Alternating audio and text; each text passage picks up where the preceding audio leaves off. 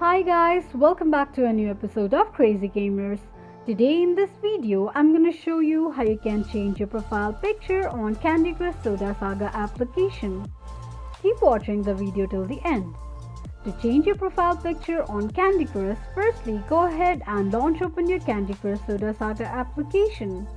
The home page of Candy Crush application will appear on the screen. Tap on little gear icon at the bottom left corner of the page. From the pop-up options, tap on human icon. You will end up on the account settings page of Candy Crush. Click on camera icon right below your recent profile picture. On the next page, tap on add picture option. Select a picture that you want to change and tap on it. Now all you need to do is click on save picture option. This is how you can change profile picture on Candy Crush quickly and easily just in few steps. If you have any thoughts or queries, let us know in the comment section. Don't forget to subscribe to our channel. Also press the notification bell icon so that YouTube will notify you whenever we post a new video.